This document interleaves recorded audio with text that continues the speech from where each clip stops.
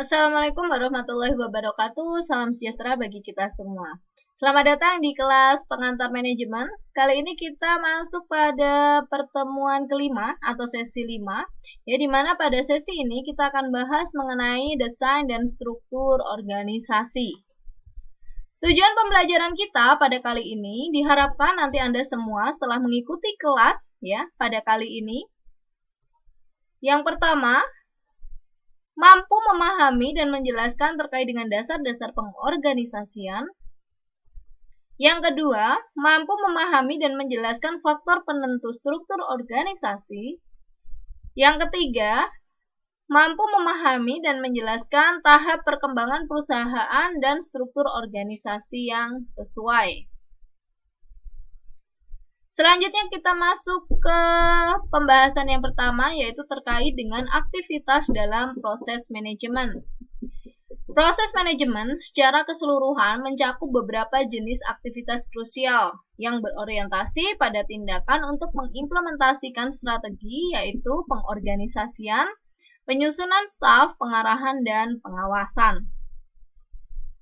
Sebelum rencana-rencana yang telah dibuat dibawa kepada kinerja yang sesungguhnya, manajemen puncak harus memastikan bahwa perusahaan telah diorganisasi dengan baik. Program pendapatan staf memadai dan kegiatan diarahkan kepada hasil-hasil yang diinginkan. Nah, jadi sebelum perusahaan melaksanakan rencana-rencananya ya atau menjalankan rencana-rencana yang sudah ditetapkan sebelumnya atau yang sudah disusun sebelumnya, yang perlu dilakukan oleh manajemen puncak adalah memastikan bahwa pengorganisasian di dalam perusahaan tersebut telah dilakukan dengan baik atau telah dilaksanakan dengan baik. Nah, selanjutnya kita masuk ke dasar-dasar pengorganisasian. Penetapan struktur organisasi merupakan hal utama dalam pengorganisasian. Berbagai aktivitas dan sumber daya manusia yang tersedia dalam sebuah organisasi agar semua pekerjaan dapat dilaksanakan dengan baik. Struktur organisasi sendiri adalah suatu susunan dan hubungan antara tiap bagian secara posisi yang ada pada perusahaan dalam menjalin kegiatan operasional untuk mencapai tujuan. Struktur organisasi adalah bagaimana pekerjaan dibagi, dikelompokkan, dan diorganisasikan secara formal. Terdapat dua bentuk struktur organisasi. Yang pertama adalah struktur mekanistik. Yang kedua adalah struktur organik. Nah, ini kita akan bahas satu-satu terkait dengan struktur organisasi. Yang pertama yang akan kita bahas adalah struktur mekanistik. Struktur mekanistik menekankan pada sentralisasi dalam pengambilan keputusan, prosedur, dan birokrasi. Struktur ini akan cocok pada organisasi yang beroperasi pada lingkungan yang relatif lebih pasti dan cenderung stabil ya. Berarti ini terpusat ya. Karena untuk struktur mekanistik tadi dia menekankan pada sentralisasi. Nah, contohnya di sini perusahaan kereta api Norfolk memiliki struktur organisasi mekanistik karena didukung oleh pengoperasian jalur kereta api yang efisien dan efektif serta pemerintah mengatur dengan ketat perkembangan industri kereta api tersebut ya. Jadi lingkungannya ini relatif sudah pasti ya dan cenderung stabil. Karena apa? Karena didukung oleh pemerintahnya sendiri ya, di mana pemerintah mengatur dengan ketat perkembangan industri kereta api di kereta api Norfolk. Selanjutnya kita masuk pada struktur organik. Struktur organik di sini merupakan struktur organisasi yang lebih longgar ya, dengan lebih banyak hubungan yang bersifat horizontal dan lebih sedikit tingkatan manajer. Nah, merupakan bentuk struktur organisasi yang paling cocok dengan organisasi yang beroperasi di lingkungan dinamis, tidak pasti, dan labil. Ya, jadi bedanya dengan mekanistik tadi, kalau mekanistik tadi dia cenderung terpusat ya. Jadi kalau digambarkan dia ke atas ya, meruncing ke atas. Nah, sedangkan untuk struktur organistik ya, dia cenderung lebih horizontal ya, di mana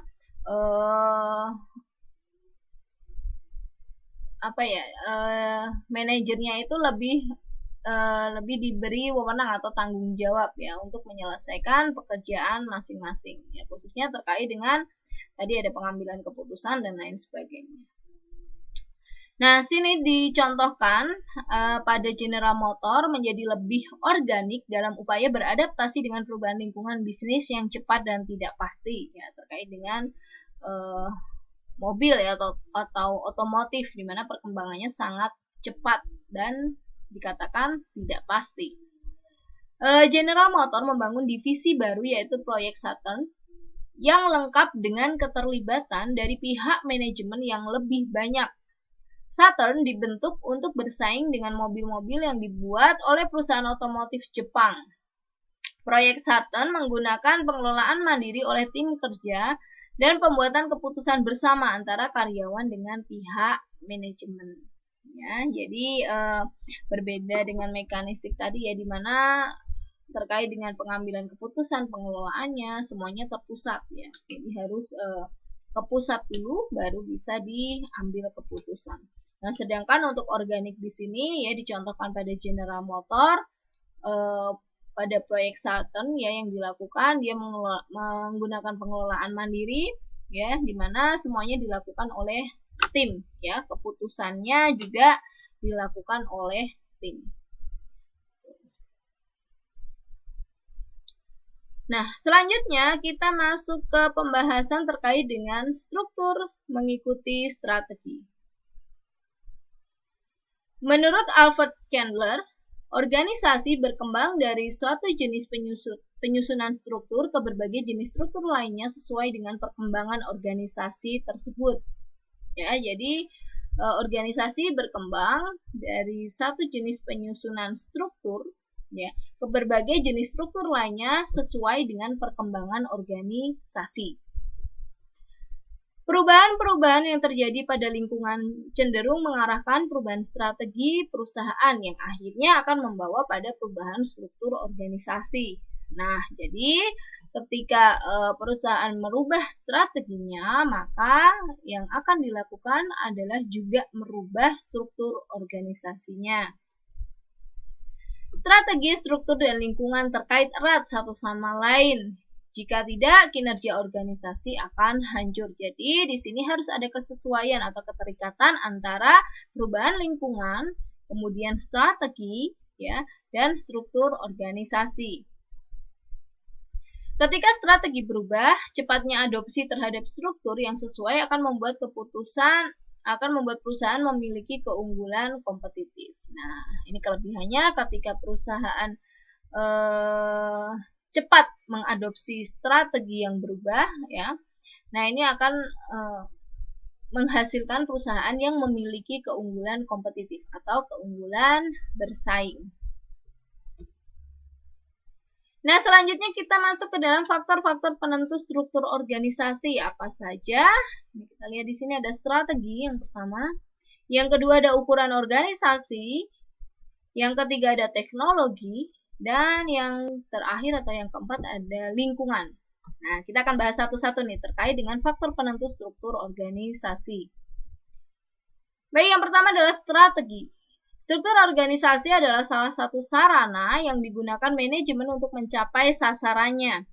Karena sasaran diturunkan dari strategi organisasi secara keseluruhan. Logis kalau strategi dan struktur harus terikat dengan erat. Terdapatnya struktur harus mengikuti strategi. Jika manajemen melakukan perubahan signifikan dalam strategi organisasinya, struktur pun harus dimodifikasi untuk menampung dan mendukung perubahan tersebut. Ya, jadi tadi sudah disampaikan pada slide sebelumnya antara lingkungan, strategi, dan struktur ya atau pengorganisasian itu harus sesuai ya. Nah, makanya di sini dikatakan bahwa strategi merupakan faktor-faktor yang mempengaruhi perubahan struktur organisasi. Selanjutnya, faktor yang kedua adalah ukuran organisasi. Nah, terdapat banyak bukti yang mendukung ide atau hasil pemikiran bahwa ukuran sebuah organisasi secara signifikan akan mempengaruhi strukturnya. Kemudian yang ketiga ada teknologi. Istilah teknologi mengacu pada cara sebuah organisasi mengubah input menjadi output. Setiap organisasi paling tidak memiliki satu teknologi untuk mengubah sumber daya finansial, SDM, dan sumber daya fisik menjadi suatu produk atau jasa. Nah, teknologi sendiri ini juga menjadi faktor yang berpengaruh terhadap perubahan struktur organisasi. Selanjutnya, faktor yang terakhir ya atau faktor yang keempat di sini adalah lingkungan.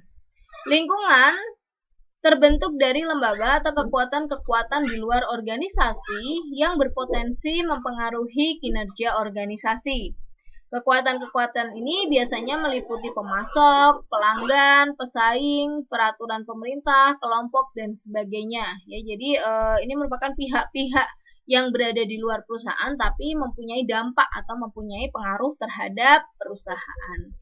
Nah, struktur organisasi dipengaruhi oleh lingkungan karena lingkungan selalu berubah. Nah, ini ya tadi yang juga sudah disampaikan di awal bahwa ketika lingkungan berubah ya, perusahaan harus merubah strateginya menyesuaikan dengan lingkungan yang ada atau kondisi lingkungan yang saat ini terjadi.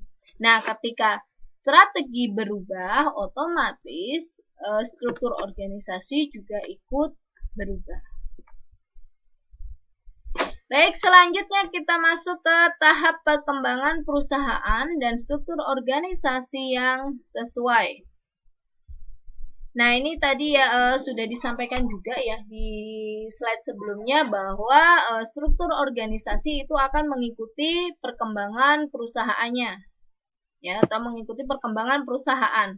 Nah, di sini untuk tahapannya ya, tahap pertama adalah struktur sederhana. Tahap yang kedua ada struktur fungsional dan tahap yang ketiga ada struktur divisional. Nah, ini kita akan bahas satu-satu terkait dengan struktur organisasi di setiap tahapannya. Baik, kita lihat untuk tahap pertama, struktur sederhana. Rancangan struktur sederhana tidak dilakukan secara detail. Biasanya digunakan pada organisasi kecil yang tidak membutuhkan rancangan struktur yang rumit.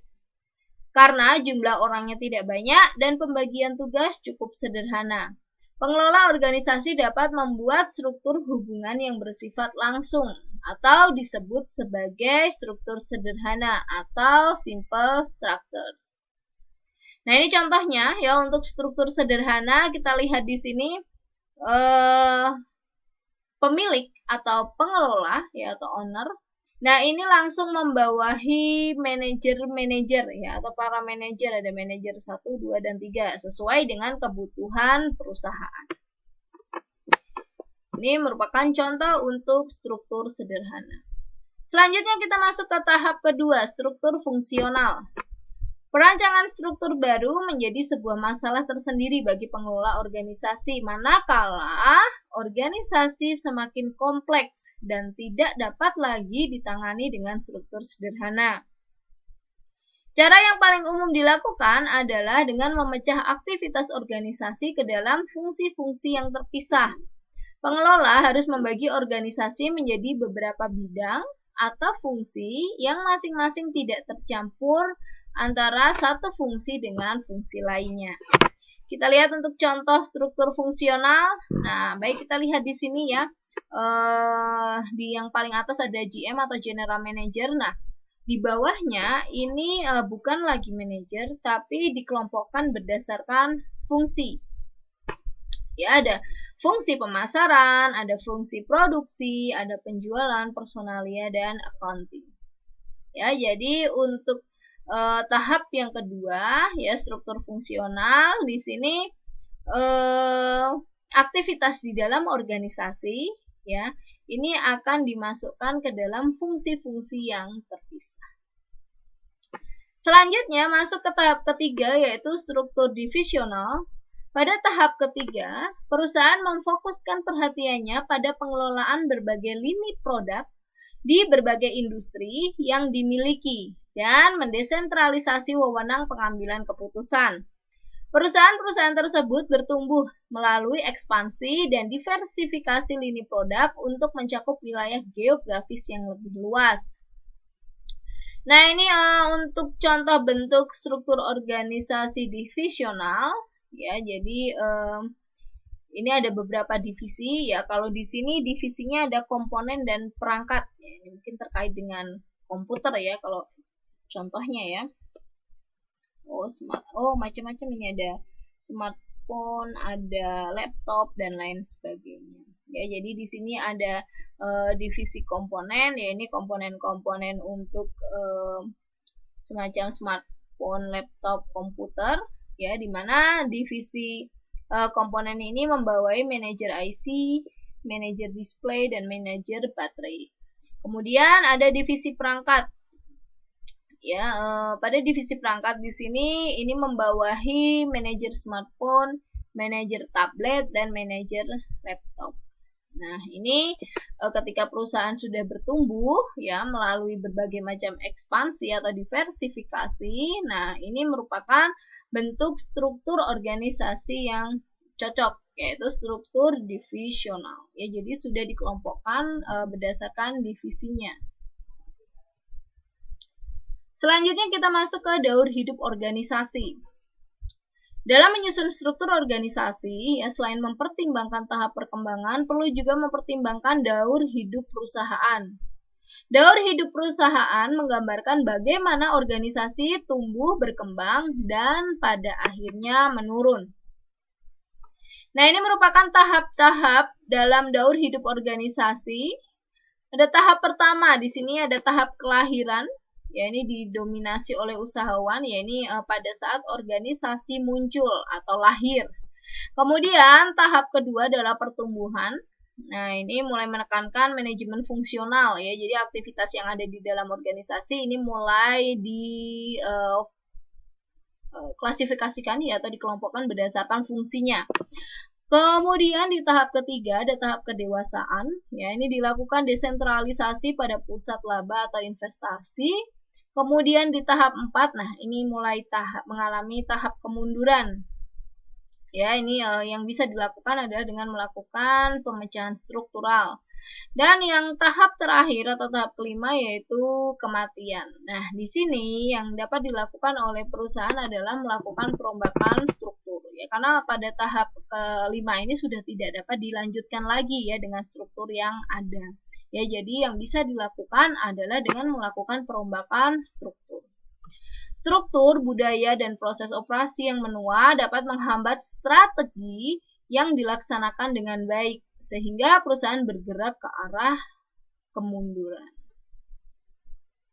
Jadi harus diperhatikan, ya, bahwa struktur, budaya, dan proses operasi itu harus selalu diperbaharui.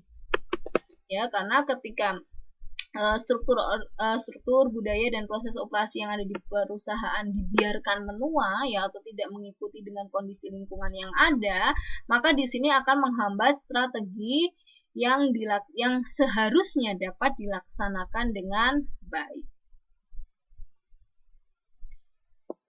Selanjutnya kita masuk pada struktur lanjutan. Struktur lanjutan dapat membantu perusahaan mengimplementasikan strategi baru yang lebih baik, sehingga perusahaan bisa menghindari terjadinya kemunduran. Nah, untuk struktur lanjutan sendiri ini ada 3 kalau nggak salah. Ini unit bisnis strategis, struktur metrik, dan struktur jaringan. Nah, ini akan kita bahas satu-satu terkait dengan struktur lanjutan. Unit bisnis strategis. Unit bisnis strategis atau strategic business unit adalah unit bisnis independen di bawah perusahaan yang bertujuan untuk mengoptimalisasi sumber daya dan memaksimalisasikan nilai perusahaan.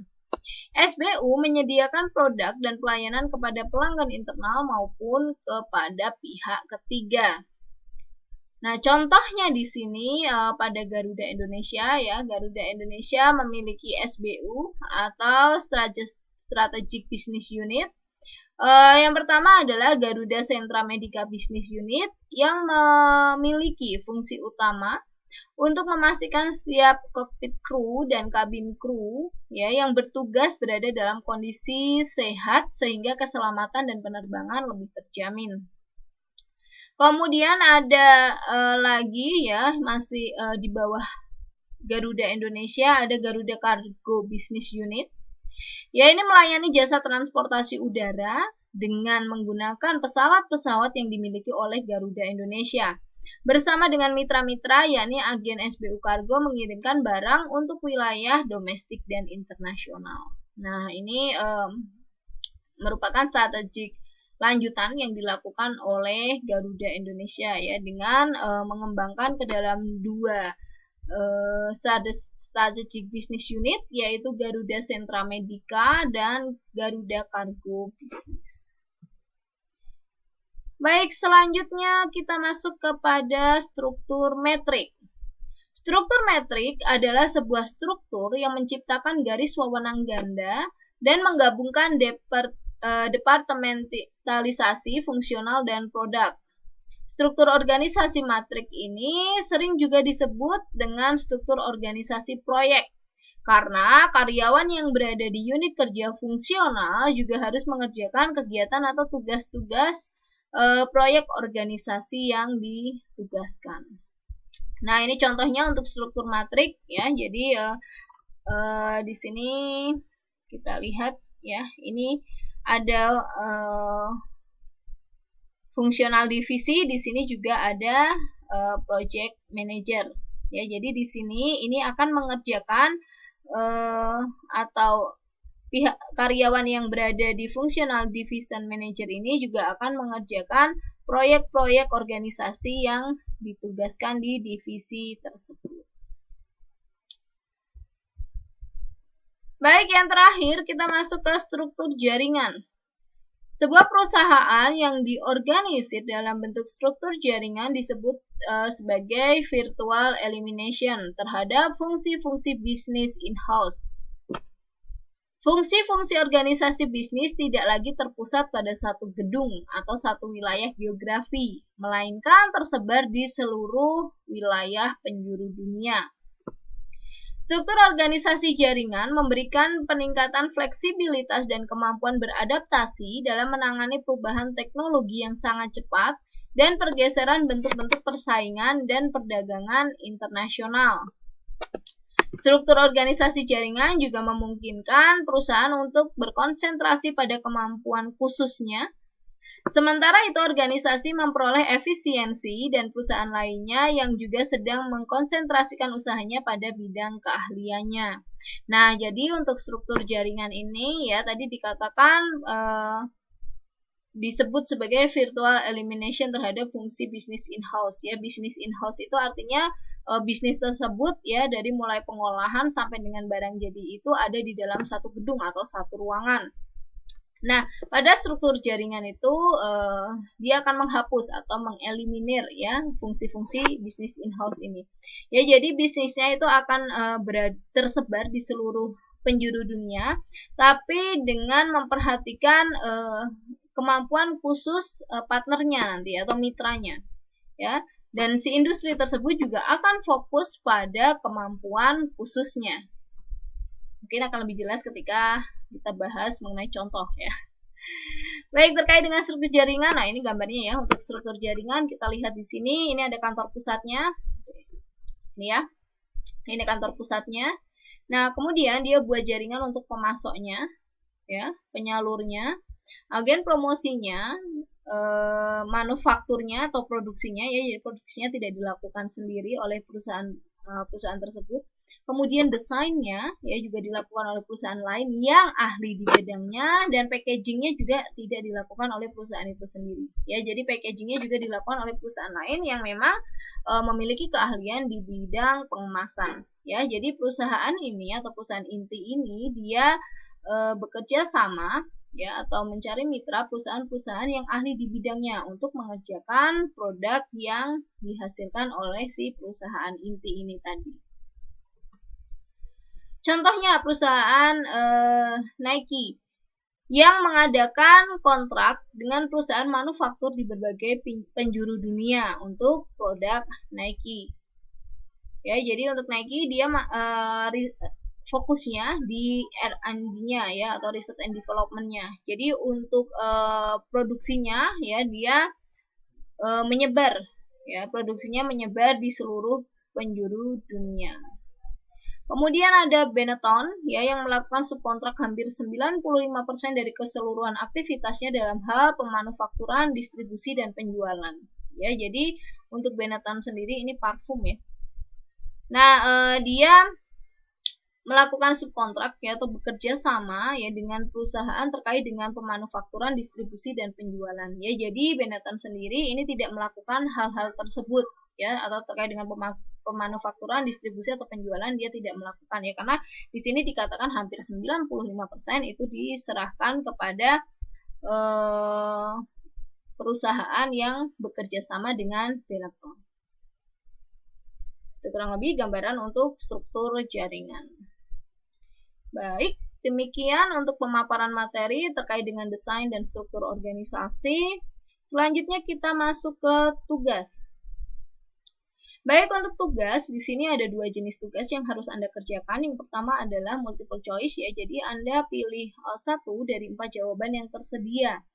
Ya, di sini untuk soal yang pertama, proses manajemen strategi secara keseluruhan mencakup berbagai jenis aktivitas krusial yang berorientasi pada tindakan untuk mengimplementasikan strategi, kecuali, nah diperhatikan ya ada kecualinya.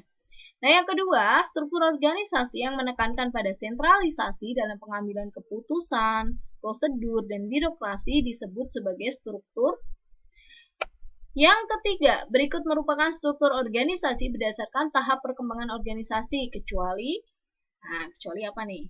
Kemudian yang keempat, struktur organisasi yang memecah aktivitas-aktivitas organisasi ke dalam fungsi-fungsi yang terpisah disebut sebagai struktur apa? Nah, ini struktur yang tahap 2 ya. Kemudian yang kelima, berikut merupakan strategi organisasi lanjutan, kecuali, nah tadi ada 3 ya, strategi organisasi lanjutan. Nah, ini kecuali yang mana nih? Baik, tugas yang selanjutnya adalah tugas uraian. Ya, yang pertama, dalam proses manajemen terdapat aktivitas krusial untuk mengimplementasikan strategi apa saja dan jelaskan.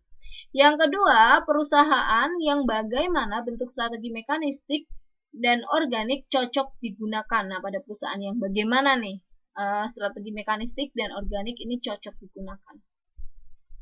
Kemudian yang ketiga, jelaskan bagaimana strategi, ukuran organisasi, teknologi, dan lingkungan mempengaruhi struktur organisasi. Yang keempat, bagaimana keterkaitan antara tahap perkembangan perusahaan, daur hidup perusahaan, dan struktur organisasi. Dan yang kelima atau yang terakhir, bagaimana perusahaan mampu menghindari terjadinya tahap kemunduran, bahkan kematian dalam daur hidup organisasi.